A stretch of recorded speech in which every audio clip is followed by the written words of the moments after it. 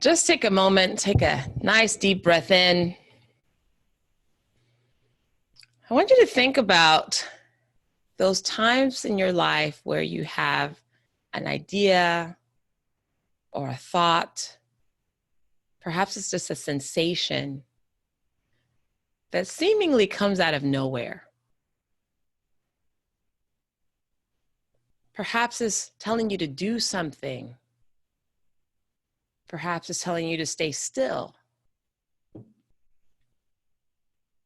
Perhaps it's just an insight, a new perspective to a situation that you've been ruminating about.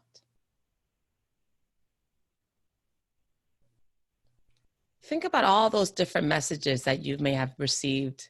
Perhaps right now you're getting one. Where are those messages coming from? What are they actually there to tell us? Who or what is actually doing the telling?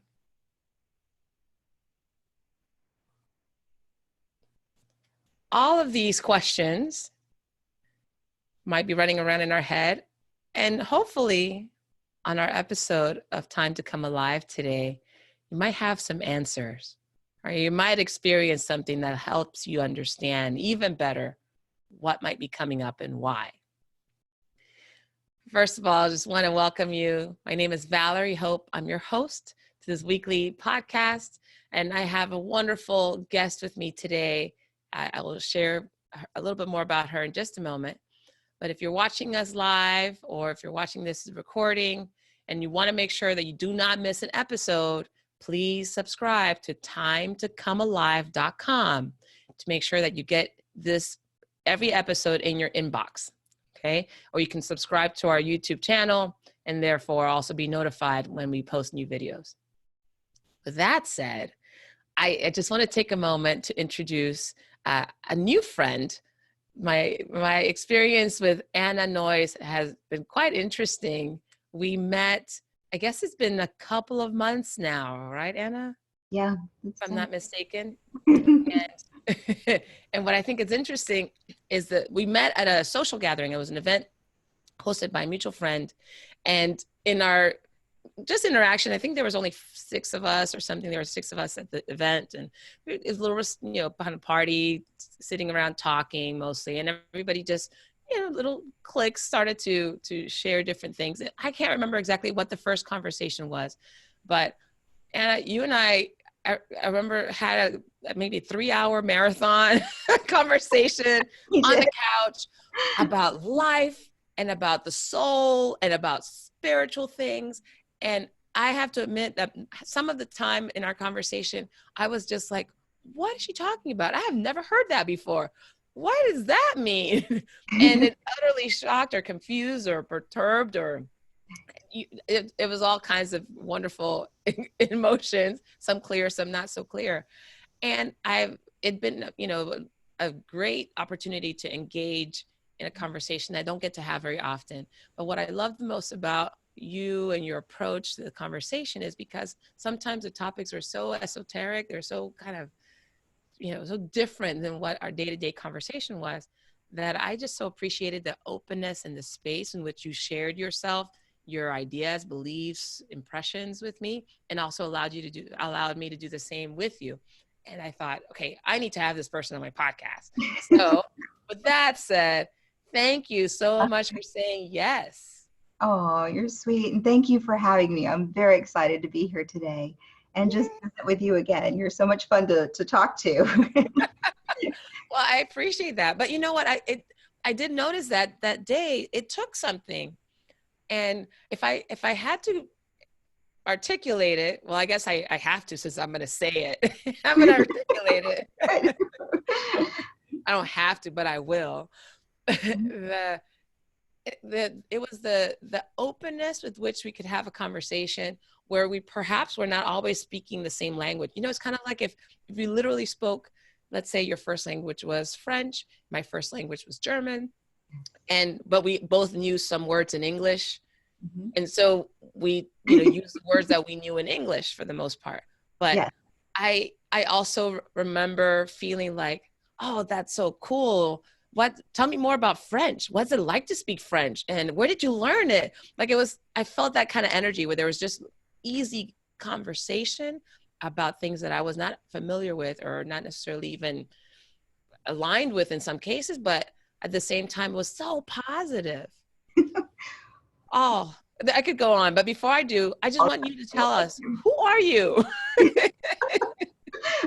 Well, so my background is my father. We called him a cosmic cowboy. So he was back in World War II. He died in 2009. He was an artist and philosopher, teacher, spiritual teacher. He studied with the Native Americans, the Sioux Nation. He studied with the Tibetan monks. He very interesting. A curandera. Are you familiar with what a curandera is? No, never heard of So it. they're a Mexican healer. And so when he was Oh, 13, curanderos. Yes, curandero. I say it, yeah, Texas. So curandera. Yes. So, so yes, so he had a lot of background. And as I was growing up, there were five of us. I was the one that was adopted. Out of the five, I was the only adopted one, is the one he shared his wisdom with. And so I carry that as I've been growing up and moving on through my life. And interesting stories of being raised on a ranch in Presidio and then in Taos, New Mexico, and that Native American environment and the artist and such. So a lot of his teachings were, I was like you. When I was younger, I was like, oh, Dad, you're just telling me stories. You're just crazy. And it Why was, don't say that? well, I did. I was like, Dad, you're crazy. This is not real. And he used to say, Anna, you're asleep. And I'm like, no, Dad, I'm awake. I look at me, I'm awake. And he said, no. So we would do interesting things like he had an Indian teepee and he would have me go and pick up the rocks. And this is in my first book. So I would go pick up the rocks. They were sacred. He said, these are rock people. And he would have me pick up these boulders and I would go place them around the fire because, so the fire doesn't come out. Well, to me, they're just rocks. To him, these are people and they have spirits and their energy. And he's trying to explain that to me. Don't get it.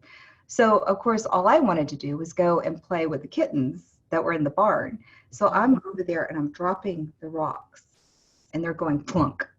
And my dad sees me and he walks over to me and he kind of squats down and he has a big grin on his face. And he goes, Anna, he goes, everything's conscious. And I'm like, Dad, they're rocks. And he goes, no. He goes, why don't you sit down for a minute? So we sat down and he goes, I want you to connect with the rocks. Oh, Dad, really?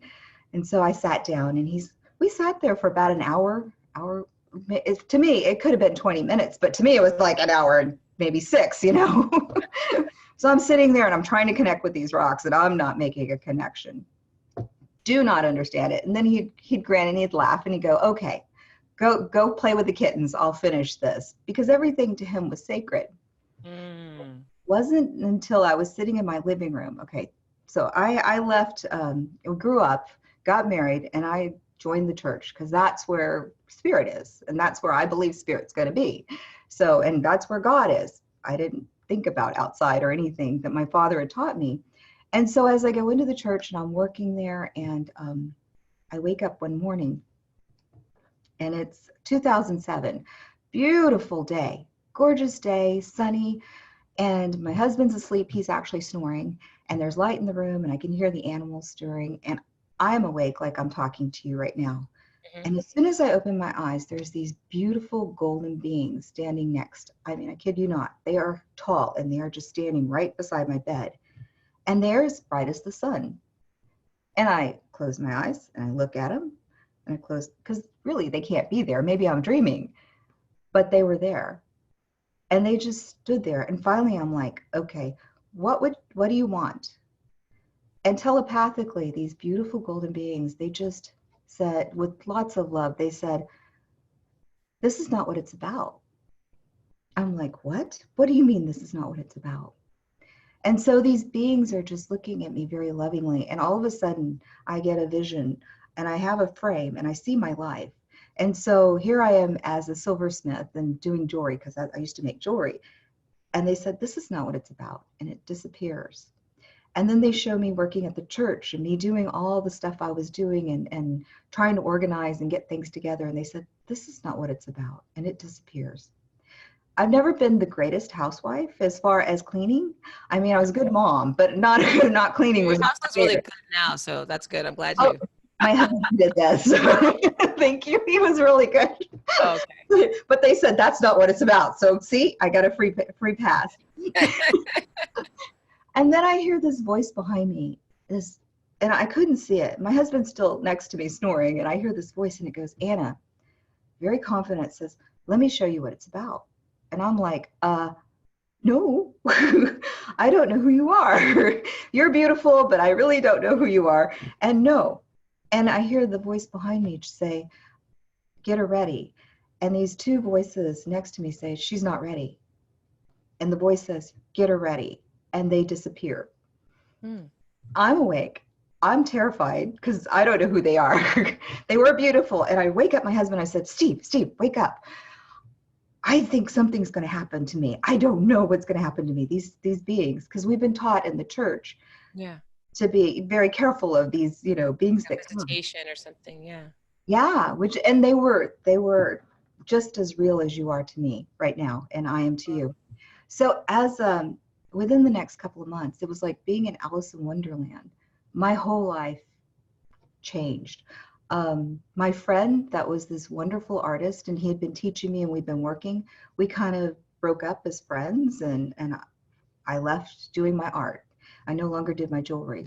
The church just didn't seem to fit anymore. Something had happened to my anatomy, my spirit anatomy, which I understood, and it just didn't fit anymore. And so I left the church and I started seeking again, what was it that I was looking for? And I remember sitting in my living room and thinking, where do I go from here?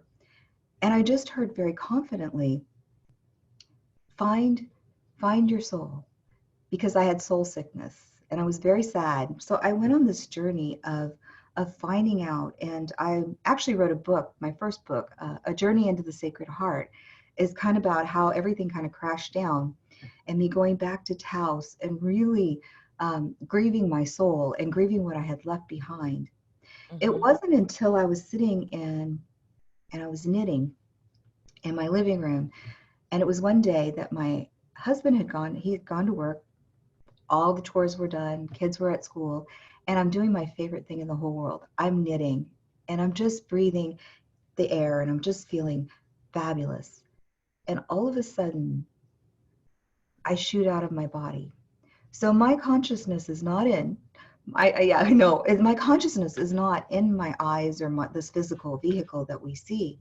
Mm-hmm. I actually was above, and I could still see. And I remember going, well, wait a minute, there's my body right below, but I can still see. Wait, I can still think. I'm still me, but I just don't have a physical body. Mm-hmm. And then as I started to kind of be okay with that, and I'm kind of in this space, kind of floating above, all of a sudden everything turns into this beautiful vibration. I see everything alive. Everything moves, and it just comes alive and it moves.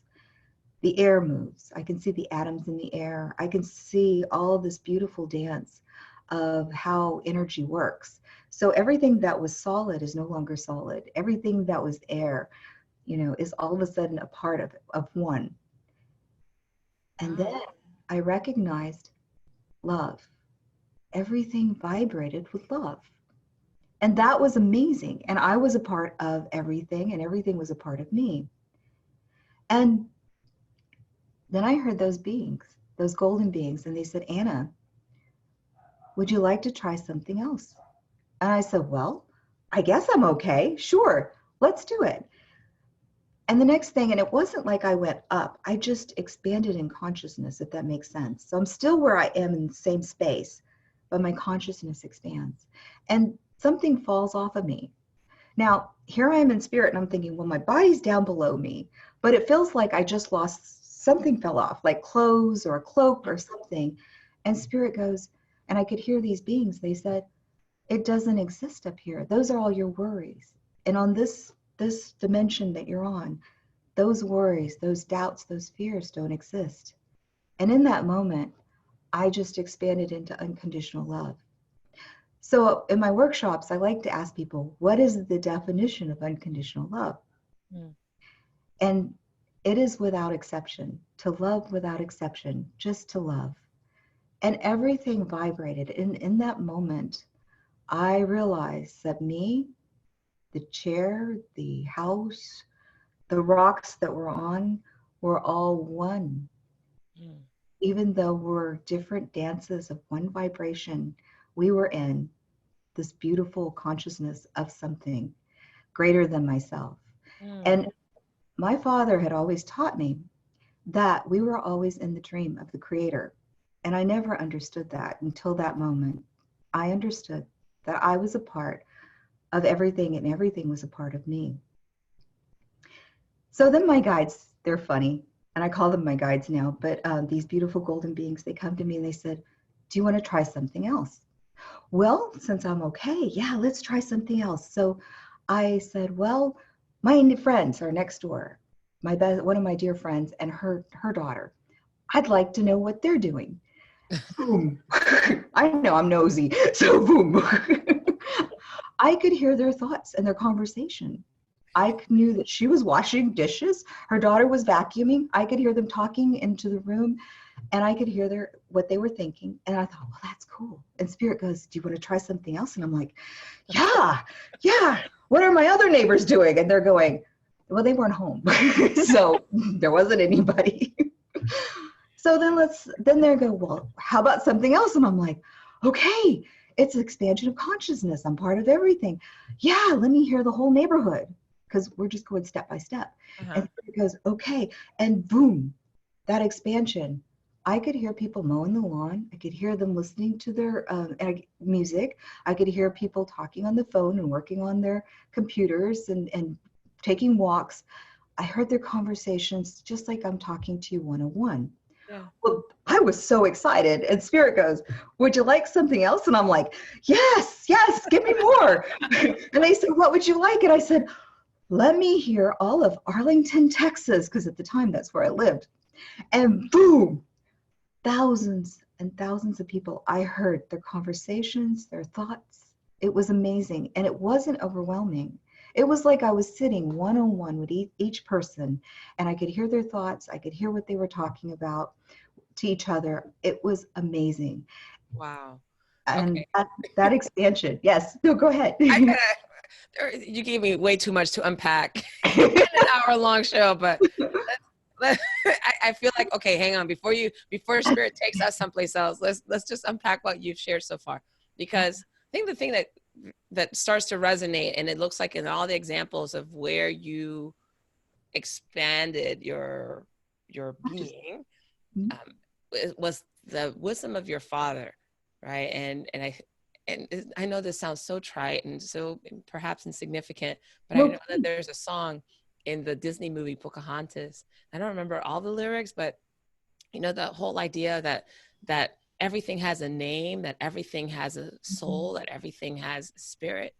Yes. And there's that, I'm paraphrasing a portion of the song, but you know, I think in Native American tradition, that's the belief. One of the many beliefs, right, is that everything that is in the physical world has the soul, has a spirit, has a meaning. And that when your dad was telling you about the rocks and caring for those rocks, that they're not just inanimate objects, that they're imbued, embodied, they embody something, some soul, right? Yes. I think that, first of all, is a fascinating idea, because what it then, and I'm making a little bit of a leap here, perhaps, but this is why this conversation is so interesting. But the things that we connect to, you know, when we talk about people being materialistic, you know, we have these judgments around things, around owning things, about acquiring things, about hoarding and that sort of thing.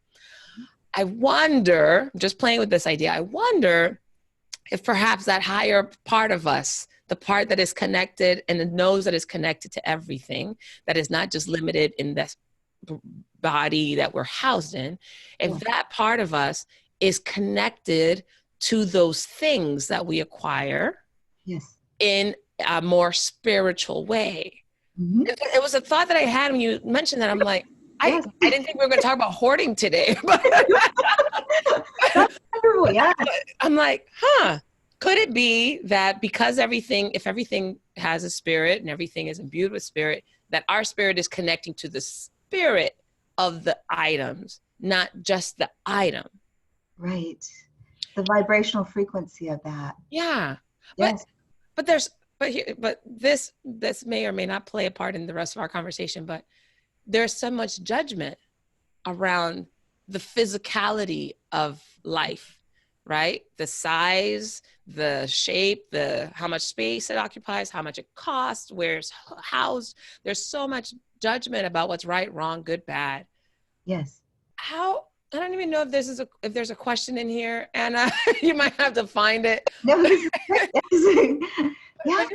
I'm just thinking, what is it about this physical realm that we are experiencing Hmm. that we're so literally attached to, that when you share an experience like being out of your body and having this spiritual expansion happen, what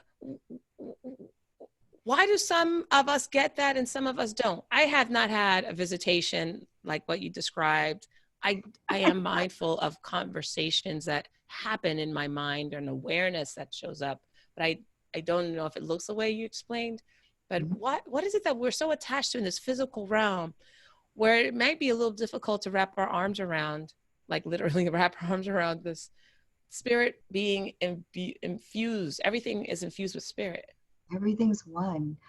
Well, and what's interesting is it just is. And that's what my father, I didn't realize. I go back to my dad in the rocks, where I was dropping the rocks, and he's sitting there and he's trying to give me this experience. And here I'm in my 8 years old, and my dad's giving me the keys to the universe. Mm-hmm. And I couldn't see past it. And I think we get so imbued with the third dimension, and third dimension is such a beautiful gift. And you're right. We are spirit. We're not physical beings. We are spirit having a physical life. Um, so it's just part of that. The soul has always existed, and that's something that we're learning. A lot of people are and I remember my sister, she said, where do all these new souls come out? And I could just see, somebody cranking out new souls. Well, that makes On a machine. right. And then we just get, there's so many, and then what happens? It just kind of gets, and then it gets really crowded. And what do we do? And these guides, like you said, they came to me and they said, well, Anna, they said, souls always existed. See, the vibrational frequency of that oneness, of understanding the one, always exist. And dimensions, when we look at dimensions, we always look at it from 1, 2, 3, when we go all the way up, maybe to 12 is where I think quantum physics is taking us. Mm. But when you start to look at from the spirit side, it goes from 12, infinity below, it goes infinity above, and it goes infinity outwards. And then we have these experiences. So if we were to put 1, 2, 3, and we were to circle 3 and say we're having that experience where you and I in this body, in this spacesuit is what my spirit calls it, and we're having this experience on Earth, because you need the spacesuit to walk around and have these beautiful experiences, then it is a gift. It's a gift to enjoy a cup of coffee. It's a gift to have a glass of water. It's a gift to have these relationships and to experience just another of oneness of everything connected. So, and one of the things I like to do with my classes or my workshops is, like, I used to do this as a child. You think of yourself sitting here, and then you think of Earth, and then you think of the universe, and then you think of the planets, and then you go beyond, and then you go beyond that dimension, and you go beyond, and all of a sudden you start to get a headache because the physical brain cannot expand that far. It's like, okay, because we have to have the limitations to live in third dimension, which is why we have this physical form. And you're right, everything has a vibration. We are attracted to things, and if we look around our homes, we're attracted to those things that are vibrating in our light language. And that's what I teach. I teach about light language because those golden beings, they came to me because they wanted me to share that experience. They wanted me to share And I have a contract in this lifetime to share about that there's more to us than meets the eye. Haha. Okay, so let's peel back some of this stuff.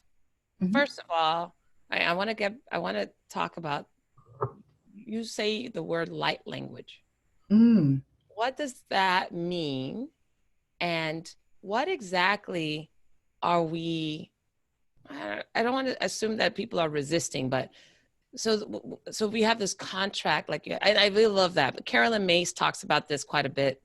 Mhm. I think it's Sacred Contracts is the name of one of her books. Yes. And the whole notion that the reason we're born into this physical manifestation, right? I'm gonna get kind of You're talking my language. I'm talking, this is the light language I guess they're talking about. But it's interesting that, she and other people who I've read and experienced, they talk about how, like you said, that we're human beings, right? Our bodies are here to we're spiritual beings having a human experience, right? So that spirit comes first and is now somehow inserted into this spacesuit, like you call it. I think that's the term. And I love that you talk about how in this particular physical manifestation, we're able to touch things, we're able to talk, we're able to hold, we're able to do.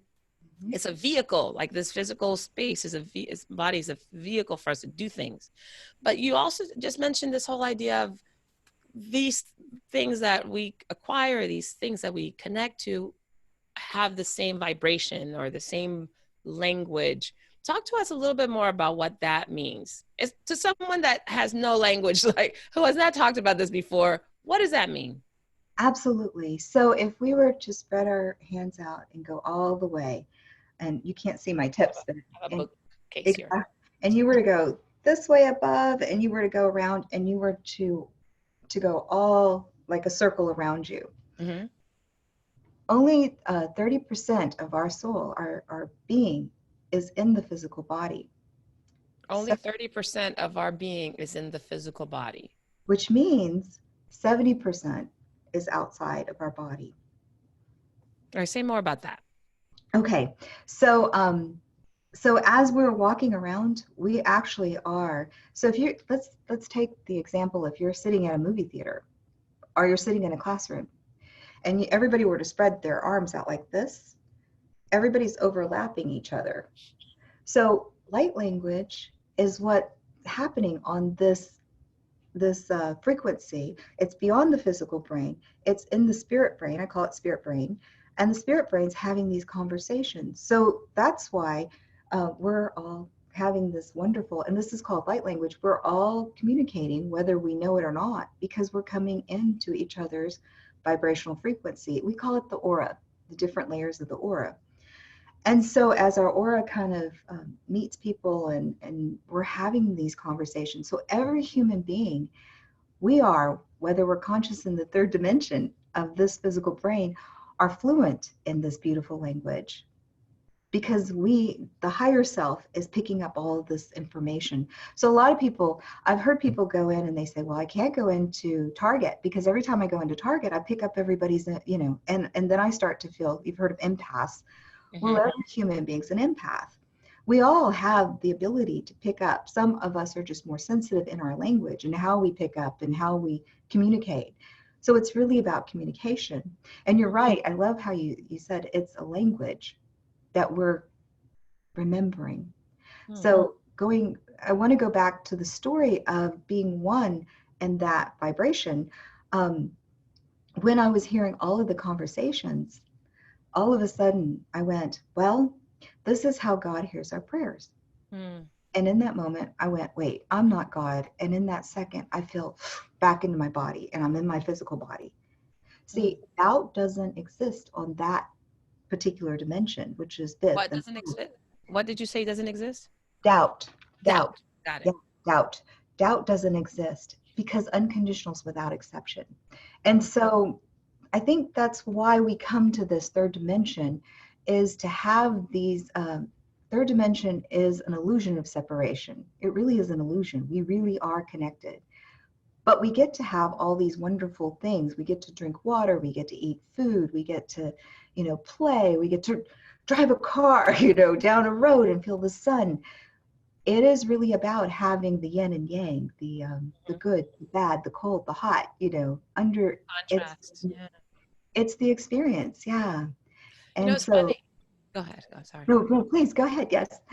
When you obviously talking about language, and funny that you say that 30% of this spirit that's housed is really housed within the spacesuit, Mhm. 70% out.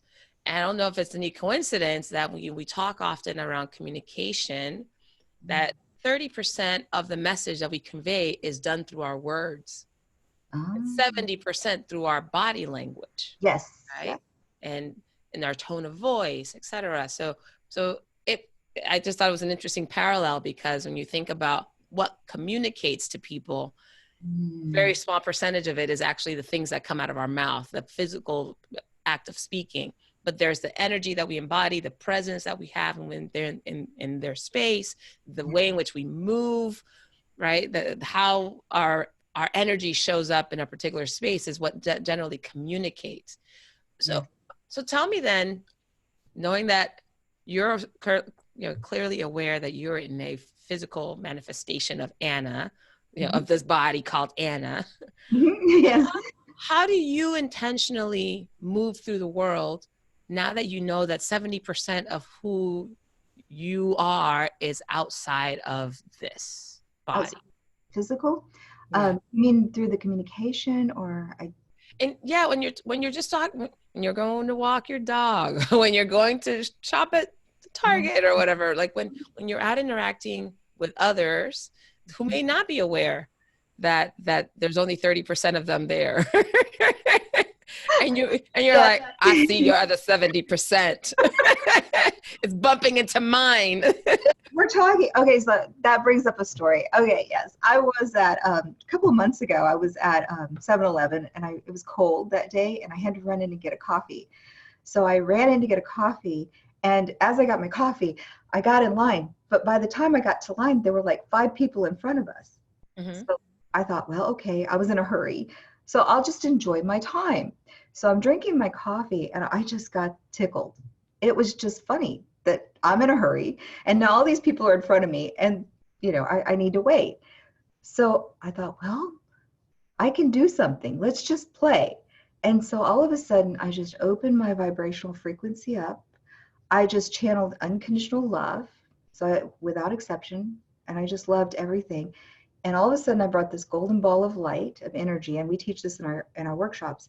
And I shot it out through the 70%. And the man in front of me is 3 feet in front of me, and all of a sudden he goes, wonk. Pushed him over. I never touched him, but he pushed him over. And I thought, oops.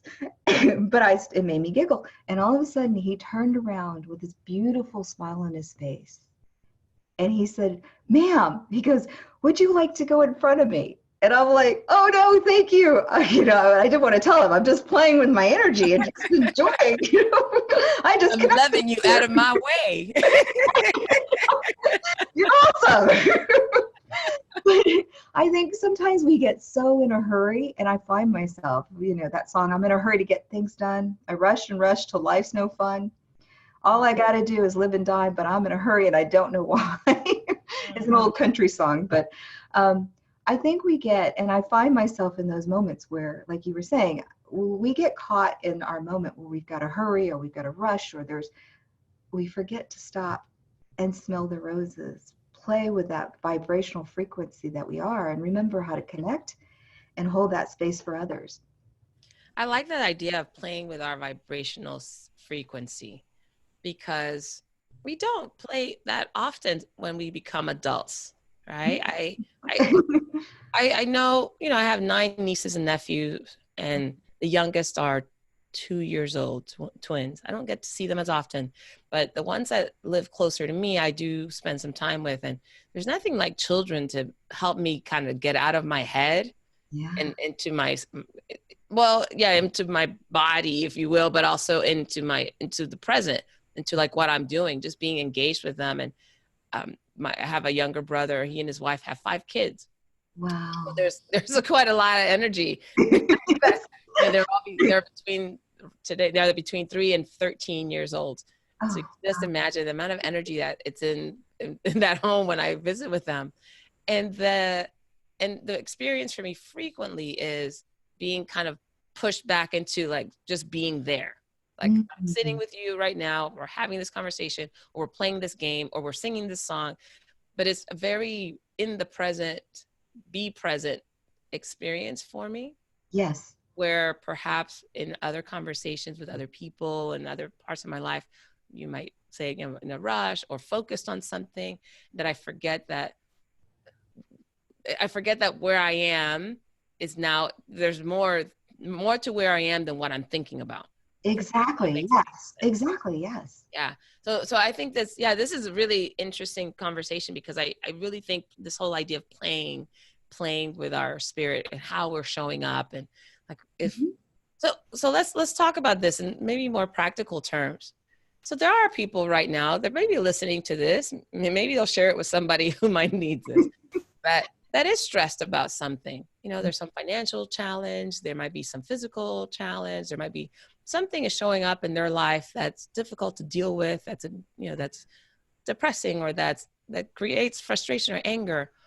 How does one play with spirit when the experience of life in this three-dimensional world and this spacesuit can sometimes be so painful? Yes, it's focus. I have my days, that brings up a memory. I was going through an illness a couple of years ago, and I was in my space, and I remember my husband picked me up and we're driving to go see family, and I'm just not feeling well that day. And I hear this beautiful voice next to me, and these beings, I can hear them, and they said, Anna, they said, look up. And I had my face down like this, and I'm like feeling hurt, pain. And all of a sudden I look up and I start to see the trees as they're passing. And I start to see the sky. The sky's blue. And I start to remember how amazing it is, even though I'm having this experience of going through, I was detoxing and over detoxing. For me at that moment, it's painful. But in that, like you said, in that present moment, it was beauty. And the beauty was awe. And the awe was, oh my gosh, I'm missing this because I'm so stuck in myself. I have to take a moment and just look around and just experience life. We forget how amazing it is. Mm. There was a story, I heard it one time about a pastor, and I don't remember, I heard somebody speaking, and I wish I remembered who it was, but the pastor would go in and talk to people who were passing away, as they were. And he said I think it was a woman pastor, and one woman that had cancer, she was dying, and she was there on her deathbed. And all of a sudden, she takes her hand and she looks at it and she goes, you know what I'm going to miss? I'm going to miss being able to touch and hold my family. I'm going to miss the food that I eat. I'm going to miss, being alive and experiencing the wind on my face and drinking the water. And I think sometimes we get so wrapped up in our head about things that are happening, we forget that everything's a miracle, everything's exciting, everything's amazing. And so I think it's more. There's another story I want to tell you. I worked at the church, and as I was working at the church, I had to go to 2 services because it was required as I was in staff. So I went to the second. My family always went to the first, and they would leave and go fix lunch, and I would stay for the second one. So I decided to join the band. They said make joyful noise. Well, I can make joyful noise. I didn't realize they were turning off my microphone, but I can't keep on key, but they were very nice to let me up there sing background. I made joyful noise. So Doesn't have to be in tune, but okay. it's joyful. And so Yeah, our lead singer was amazing, and she would hit a note. And so we were singing the Revelation song, and this is actually my first book. I love that song. So do you love the song? You know Yeah. this? Oh, it's great. So where you hold, it's kind of like a train. So she holds that long note, and we all jump on like jumping on a train. Well, Mm. have hit the note right, because I hit the note and I exploded out of my head again. So I am like in pure golden light. Well, my golden beings, I hit some dimension and it's all golden white light. And my golden beings were shocked that I made it there. They're like, Anna, what are you doing here? And I'm like, I am here. And they're like, Anna, you have to go back. You're singing, go back. People are still there. And I'm like, I'm not going back. And they're like, no, go back. So I pulled myself down. Now, this is a high vibrational frequency, and I'm pulling myself down. And when it's like shining a light in your face, you know, when it's very bright, and you see spots. So as I pull myself down into third dimensional frequency, where we are now, I'm seeing spots and we're singing. And all of a sudden, as I start to get my eyesight again, it's like a mirage on a hot day. And I see this wave of like energy go around the whole congregation. And then all of a sudden I see people burst out in golden white light, just all in their auras. They were beautiful and they were engaged and they were excited and they're happy and they're listening. And then I saw other people and they were digging in their purse and they were dark, black aura, just dark. And I'm up there singing and I'm like talking to my guides in my head and I'm going telepathically and I'm like, what's that? What do I see? What's going on? Nothing. So we go and we sit down. And our pastor, who usually, as soon as we sit down, the band sits down, he usually jumps up and he starts the sermon.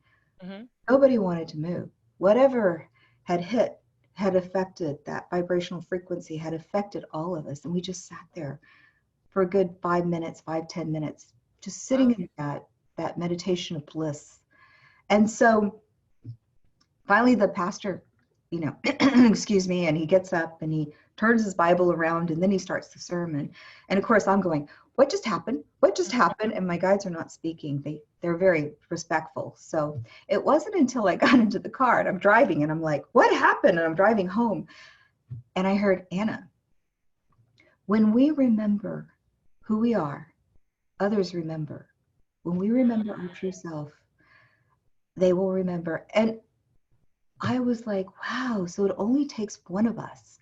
One of us, that's how powerful we are when we remember that we're unconditional love and we remember our true selves and our connection and it goes out into our light language. It affects everybody. That's how powerful it is.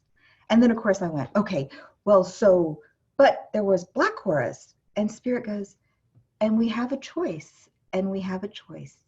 And those who are not ready, you know, they will stay and it's okay. I love that. Oh my goodness. Because I have to say, I've not always, I don't know, always the right word, but there's moments in my life I've been very marked by this very stuck three-dimensional thinking. What's good, what's bad, what's right, what's wrong, what am I doing? What's important to me? Very self-centered. And then there are moments that I've transitioned in my knowledge and my experience and conversations with people that have me think of myself differently. I love what you said, that, that what Spirit told you is that when we remember who we are, others remember who they are. And what that tells me is that, as I've evolved myself in my awareness, or, what I'm more open to and what I tap into, I can see and experience, I don't even know how to articulate this the best way, but that I can see and experience who I'm being and how accepting, embracing, unconditionally loving who I'm being. Yes.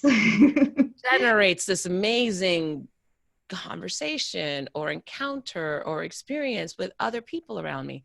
Case in point, I have a younger brother who's much more traditional in his beliefs, spiritual beliefs, his religious beliefs than I am. And we had a conversation recently.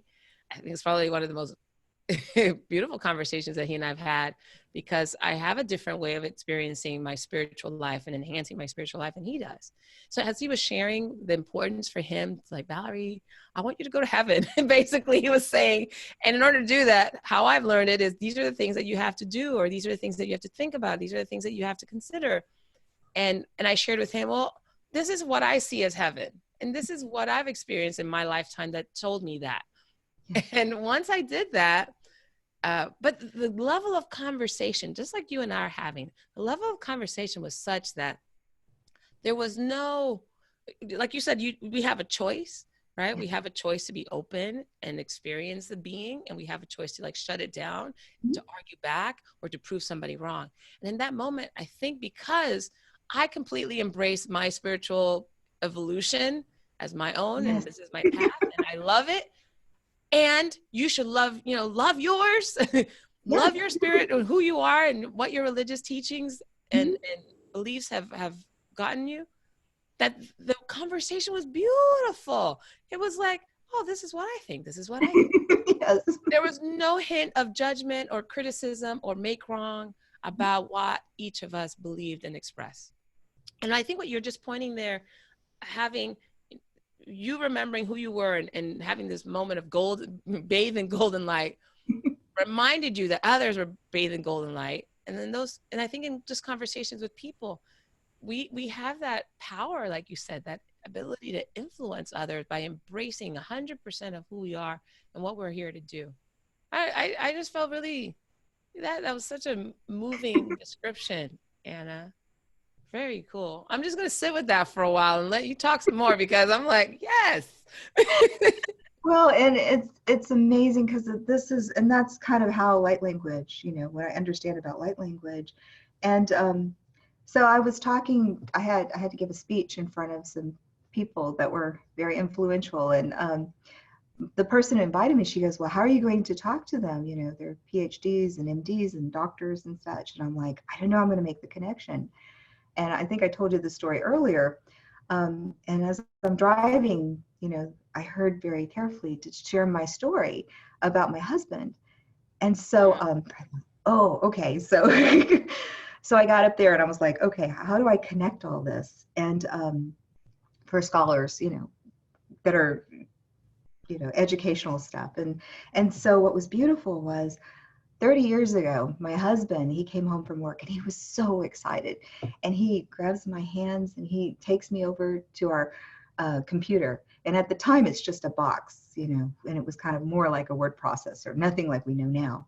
Mm-hmm. And he looks at it and he goes, I want to show you something. And he types something on there and there's a sentence with maybe a few dashes. And he said, isn't it wonderful? Isn't it wonderful? And I'm like, okay, yeah, it's wonderful because I love you, but what is it? And he's looking at me like, whoa, well, and I didn't know at the time, but I was witnessing the birth of the internet. Mm. And I had no idea what it would come, but he knew. He knew. And so as I started speaking to these education, about what was happening, doctors and such, I was like, well, okay, so spirit, we've as a human being, we're mind, body, and soul. And so a couple of 100 years ago, the doctors were stealing bodies, and we had Frankenstein, and we were afraid of the anatomy. But look what we know about anatomy, DNA, we know about cells, we know these wonderful things, but we had to have that experience. Mm. And then we came in with Sigmund Freud, and we came in with Carl Jung, and all the things that were happening. And now psychology is birthed, and it's huge. So we've got body and mind. And so now we're coming in with spirit anatomy, which is really understanding how our soul and that's what we're talking about, is our spirit anatomy and how it interacts, which is the third piece. And we're just starting to touch on it. And it's exciting because all these conversations that we're opening up and we're sharing is really showing that we are three. When we're in this physical vehicle, we are mind, body, and soul. And we're Mm. so connected. And it's just amazing and with healing, it changes the way we look at healing. It changes the way we look at cells. We have epigenetics now. We have these wonderful, quantum physics is now explaining more of the dimensions. And It's no longer the ancients have known this and woo woo. It is, oh my goodness, wait, science is starting to prove it now. And people are starting to go, wow, this really exists. You told me something the evening that we first met that I thought was really interesting. I'd like to bring that up again about where we are in the timeline, the history of humanity, if you will. Oh, yeah. That this shift has happened, or is happening. Like you said, we've evolved from only knowing certain aspects of the physical realm, you know, what the body does and doesn't do. And then all of a sudden there's a different level of awareness and respect about the mind and the way the mind controls aspects of our humanity. And like we're continuing to move now into what you call the soul and what the soul and spirit want. But I'm curious about why that's happening in this time. I think the way you expressed it was around the age of Aquarius and the age of Piscean age, yeah, Piscean. something else. I can't remember exactly, but I thought that was a very interesting distinction. Can you share a little bit about that? Absolutely. In 2009, I was working at an acupuncture clinic in Fort Worth, and I was taking stuff out of my car, and I'm walking into the acupuncture. So I had my arms full, and spirit comes to me, and they pelt me. So I had, like, have you ever been in a hard rain where it hits you and it kind of stings? Yeah. So I was feeling that kind of hard stinging thing, and I'm trying to walk in. It's not raining, it's a sunny day, but I'm feeling it, and I'm like, hey, stop. And then all of a sudden I felt this fine mist go all over my skin, and it felt good, kind of misty. And then I hear my beings, and they said, that's how the energy's changing. The whole universe, everything's changing. Nothing's going to be left behind. So we looked at 2011. Some people say the shift happened 2012, 2011. Well, we went from every 2,600 years, we have a shift, and it's astrological. And so what happens is, we thought, and when the Mayan calendar was going to end, everybody thought the world was going to end. But what happens is it actually tilts, and it takes 2,600 years to move, and it tilts toward these different constellations. And so when it tilted toward Piscean, we went through 2,600 years. And then in 2012, 2011, it was called the Aquarian age that everybody's been talking. You've heard the age of Aquarius, the dawning of the age of Aquarius. And so, beautiful song. I love that song. But so we tilted. And so what happened is we went from, and if you notice, we went from masculine. So everything was masculine. Everything was about, we had to give our power to somebody else, because, so it's power and control. If you look at the chakras, and it's more of the the solar plexus. Solar plexus is will, it's power and control. It's learning how to master our power and control. And then we move into the Aquarian, which is all heart and all open. Mm-hmm. So we make this shift in 2012, 2011, depending on who, does the charts and stuff. And so all of a sudden, in the Piscean, we had to have the pastor, we had to have the priest, we had to have somebody who was more above us, the rabbis, or all those people, because they knew more and they were kind of over us. In the Aquarian, every individual has their own experience. They start to understand their light language. They start to understand their connection of oneness and God and how everything's connected. They don't have to have somebody else interpret for them. Okay. Pause there a second. Okay. Because I want to put this in terms that might be a little bit easier to understand for some. I think what you're also pointing to is what we might criticize in our generational differences. Mm-hmm. Right? When you talk about generational differences in the top-down command control type of leadership, let's call it, not only within the family, right? There's a head of the family, and this is what they're responsible for. There's a head of the company, and here's what they're responsible for. And we have made some huge shifts in how we relate to leadership now and the types of leadership that we develop. And now there's more, there's more concern about equity. There's more concern about fairness. Yes. Equality. And we've slowly been really, it's shifting. And then also, we think about the generations that are most recently born having a whole different relationship to authority, right? Oh, yeah. Oh And so yeah. I think what you're pointing to there is if the Piscean age is really about this top-down command control type of energy, and the Yes. Aquarian age is about equality and openness, and that that could explain so much about some of the challenges and the conflict and the friction around the the different generations that show up in the workplace, that we're raising kids that are different in how they experience life and what they want from parents. And that has a lot. There's a It, lot of things that touches. it does, because as we start the whole thing, so we went from the hard rain to the soft. So the vibration of the frequency went from here to here. So as Mm. a soul, when we came into the vibration, when I came, I had to bring my awareness down, down, down to merge into the physical body. So I forgot a lot of it. What Mm. happens when it expands, the children that are coming in don't have to bring their awareness down, so they're remembering more, they understand spirit so much more. So we had indigos that came in, but we got more of an influx in the 70s. And the indigos are warrior children. They come in and they tear things down, and they say, wait, this is not working, we're going to change this. And they're pulling statues down, and they're creating this chaos, and we're watching the news and we're going, wait, what are you doing? Because they're changing everything.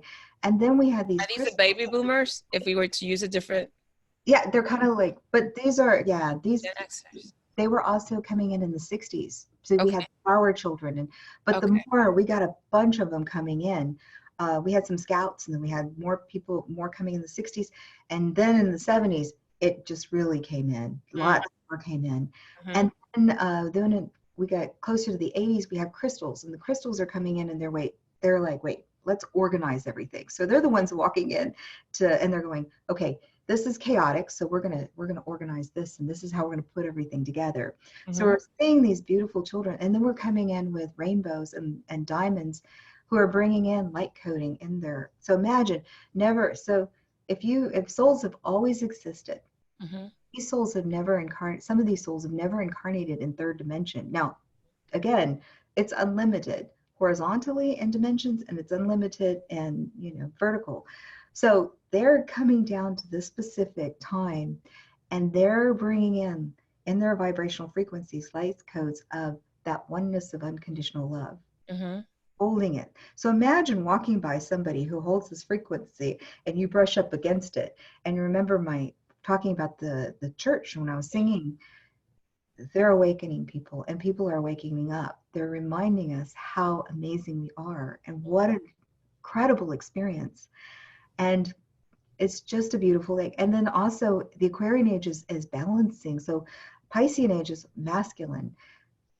The Aquarian age is all about heart, and it's all about the masculine and feminine coming into balance. So you're seeing a lot more of the feminine speaking up, and Mm-hmm. it looks like we're going. But what they're doing is they're saying, hey, we're equal and we're quality, and we're going to work together. And so you're going to see this unity. Partnership.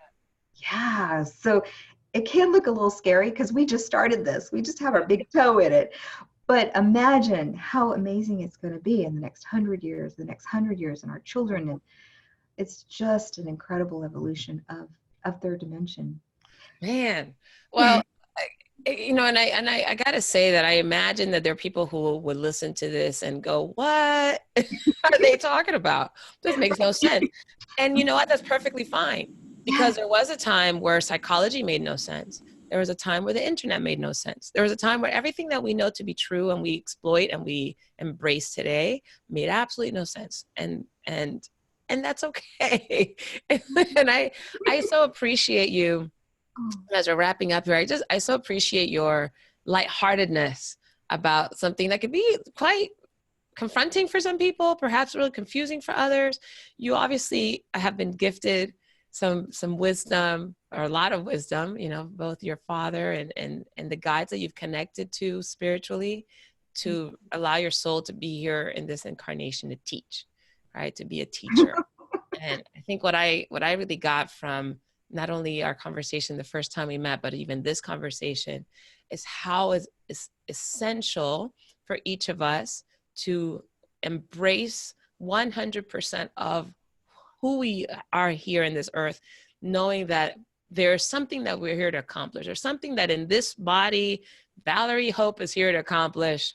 And there's some instruments or tools, resources that will be shown to me based on my level of openness and willingness to take them on, right? You were open and willing when those guides came to you to be shown things and to be seen, to see things. So it's my responsibility to prepare myself to be that vehicle, right? To prepare myself in whatever time I have on this planet. That's what I got from our conversation today. So Beautiful. I so appreciate that. I mean, I'm sure there will be more conversation to come. But I do want to end by having you share a bit about where can people connect with you? What resources do you offer for those that whose interest you've piqued? What can they do? Thank you. Yes, we're on Facebook, Ana Noyce or Light Language. I teach workshops at Prana Haven, and we'll be at the Mystic Mandela.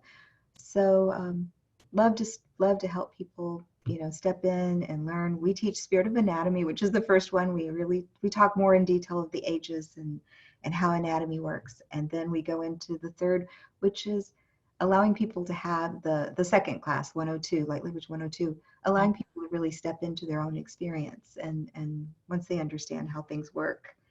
And so it's just amazing, and such a blessing to be alive, and such a blessing to be conscious of everything. It's just everything's a gift. Yeah.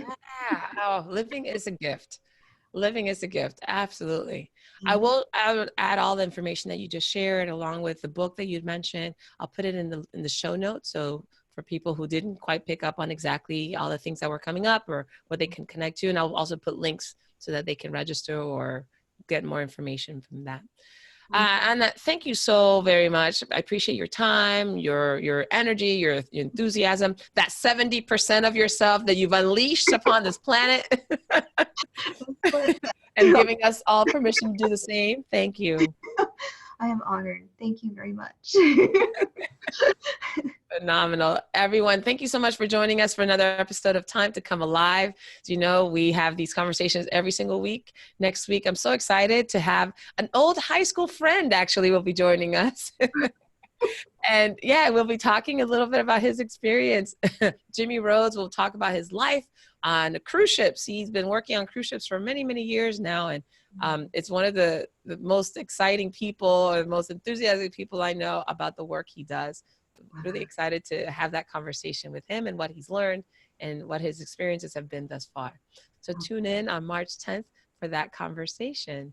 Anna, thank you so much again for joining us today. Looking forward to learning more and to being more aware, conscious, and connected like everyone else on the planet. Have a great day, everybody. Don't forget to subscribe. TimeToComeAlive.com. Yes. Bye, everyone. Bye. Oh.